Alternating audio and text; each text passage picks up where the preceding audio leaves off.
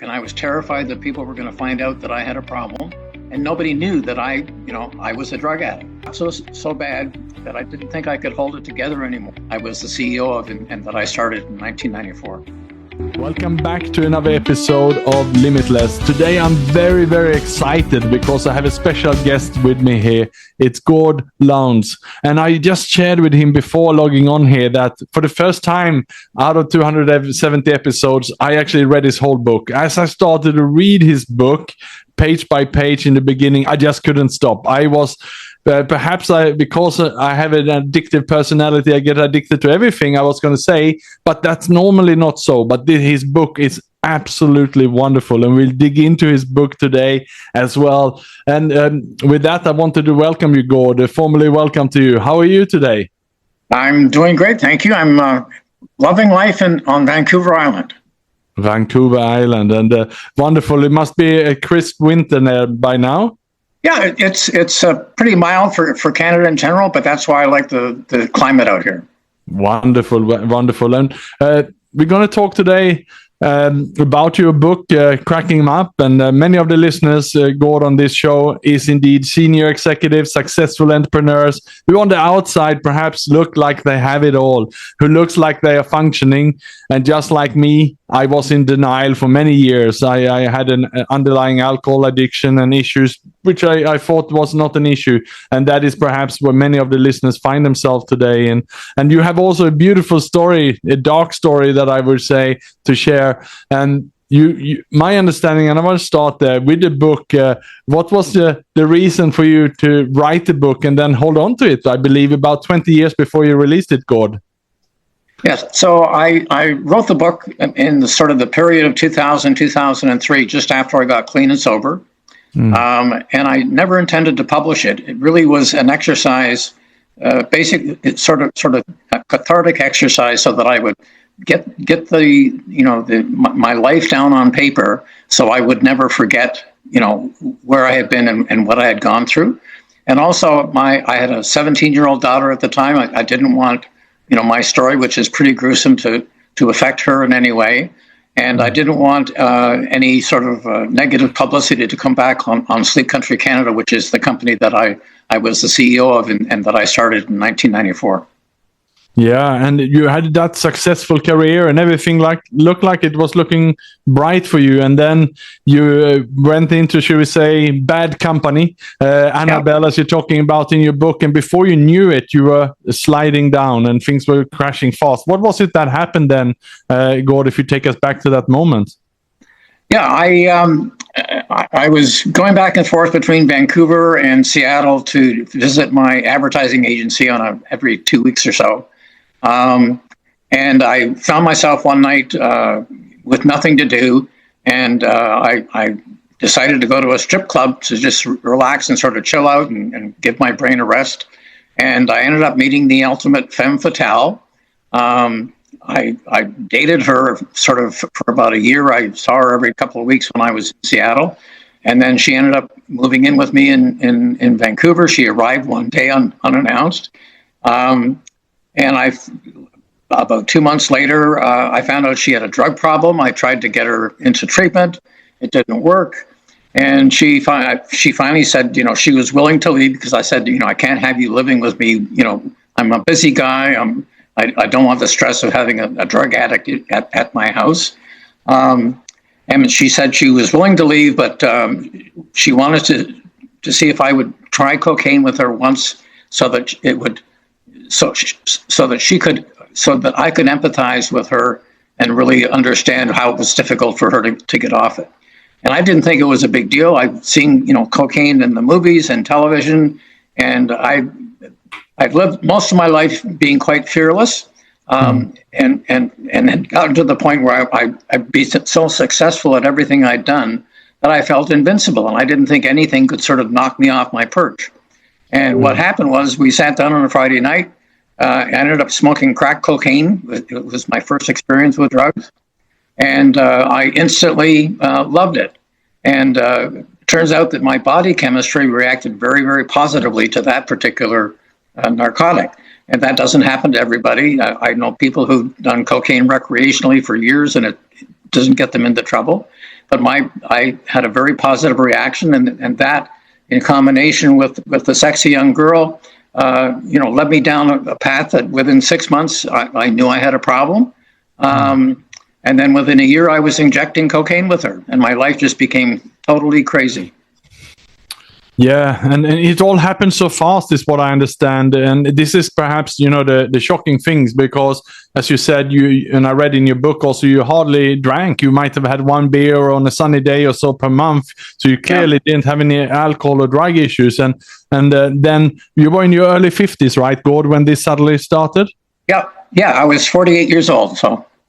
Yeah, 48, had all the life going for you and suddenly caught in this. And if there's anyone who's listening today, who perhaps are, successful and so on and start to struggle with alcohol or drugs or any form of addictions that is out there, what would be the message you would share with them? What should they do?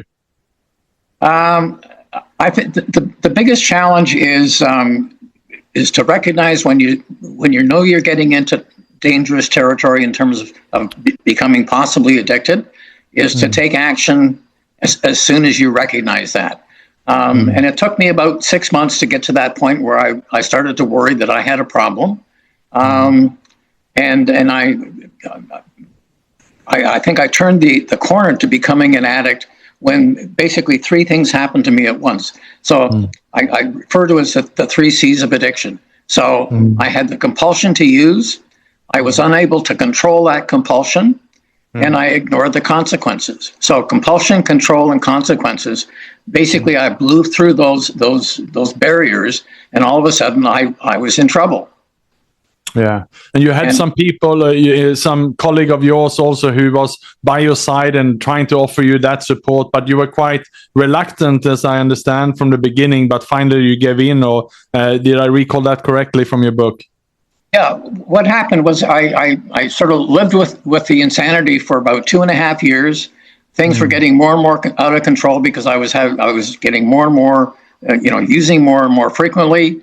I was having trouble keeping things together at work, and I was terrified that people were going to find out that I had a problem, and nobody knew that I was a drug addict. And I got so bad that I didn't think I could hold it together anymore. So I took a medical leave of absence from work. And told that was in May of 1998, and I told my partners I'd be back at work on Labor Day in September.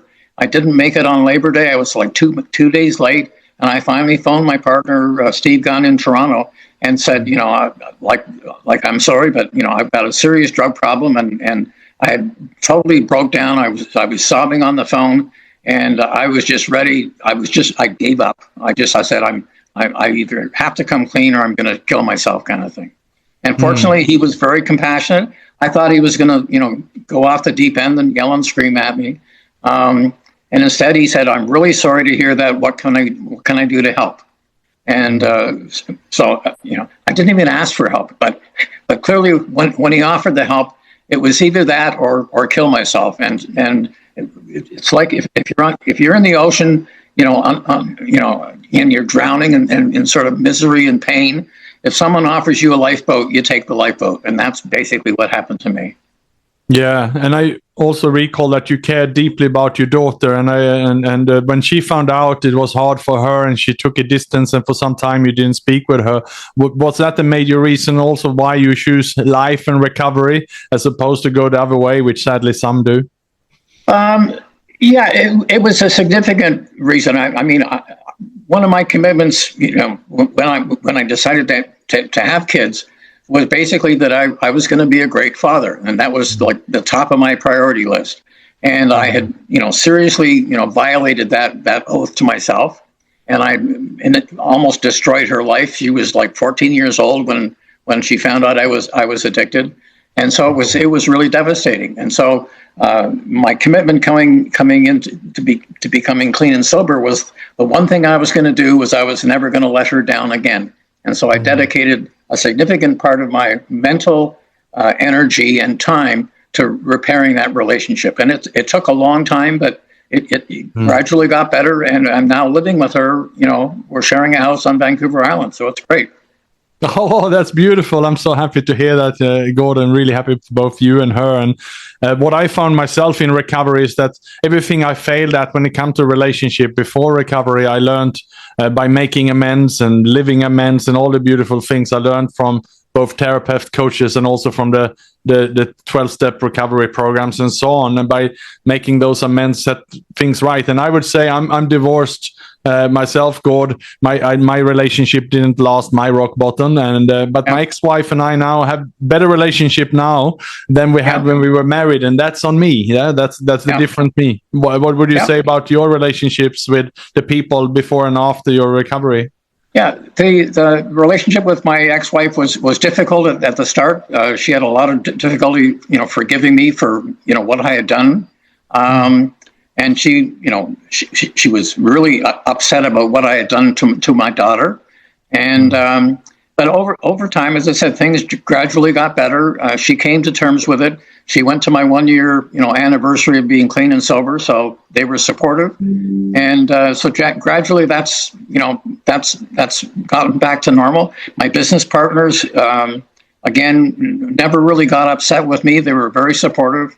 And in fact, when I started another business a couple of years after I got clean and sober, my former business partners both invested in my new business with me. So that was a great vote of confidence. Wow, that's full circle, right? And that's beautiful as well. And thanks for sharing a lot of hope here, because we're coming now at the beginning of the year, Gordon. Many people have struggled over Christmas and New Year's. Entrepreneurs perhaps taking too much drugs or alcohol over the period, and they're trying now to clean up. They're trying to do the right things. I've spoken with a lot of men, especially from my work, who are really struggling. Some have been kicked out of the house, working their way back in, trying to make the right thing. But where would someone start who might feel overwhelmed if there's drugs there, there's alcohol there, the relationship is broken? Where should one start if one wants to get on the right foot of this? I think the big thing when I ended up going to treatment, the big sort of thing that I learned that I had no idea about was that I had some mental health problems. And the big surprise to me was all of a sudden I was clean and sober. I was in treatment for 3 months. And about 6 weeks in, I'm sitting there talking to the addictions doctor. And I said, I'm clean and sober. I must be doing okay. And he said, yeah, but you're a little bit bipolar. You're probably clinically depressed. You're a little bit narcissistic. You probably got PTSD. So you've got some mental health problems. And that was just a total surprise to me. I thought I was okay. And it turns out I wasn't. So a good part of my recovery was focusing on dealing with my mental health issues. And you took complete ownership for that. You worked on that. And what was the reward for that? Because I know from your book, you've been constantly giving back, sponsoring, helping other people and so on. How do you feel today about your recovery? Until I published this book last August, I gotten to the point where I didn't really think about it that often. I sort of slowly returned to a quote normal life, and so the addiction problems and the recovery wasn't present in my mind on a constant basis, and it was very sporadic because I didn't have any interest in doing drugs or alcohol anymore. I'd had a successful second business career. And I was retired, and things they were peaceful and normal. But since the book has come out, and I've had to think a lot about what happened and why it happened. And the reason that I wanted to publish the book was to basically let people know that addiction can happen to anyone at any time in any sort of kind of circumstances, and no one is invincible. Something can just come out of the blue and knock you over. And so, no one is invincible, and you have to basically be very conscious of the people that you surround you with and the situations that you put yourself in, and be aware that life can be very dangerous. Yeah, and indeed, addiction can happen to anyone, as you shared, in anywhere. And it's the key. What I'm hearing from you is who you surround yourself with. And I'm working with one client now who's working on getting clean and sober from both alcohol and cocaine. And while he's now a couple of months sober. He just attended a party on New Year's. During this party, he was offered cocaine by other people at 8 times during this event. And yes, we had prepared him mentally for this, to be ready and say no. Yep. But that's when many times it happens, peer pressure, social pressure, and so on. Was that something that you struggle with, the peer pressure later on, Gord, as well, or? That happened more often than I expected it to. I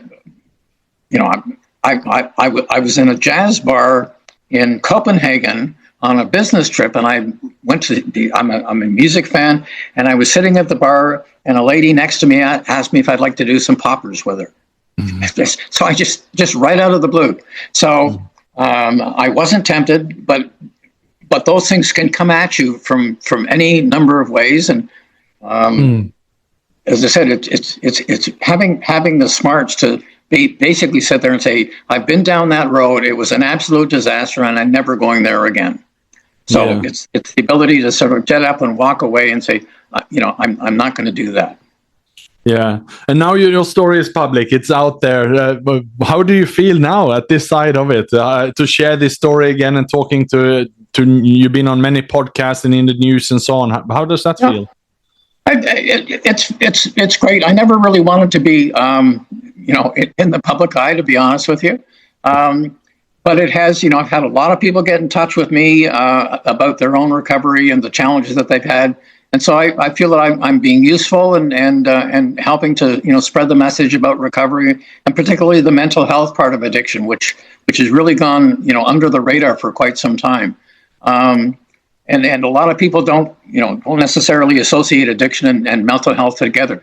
But my understanding is that over 50% of people who have addiction problems have serious mental health problems too. So it's a very common theme. So I just wanted to get the message out that those things are there.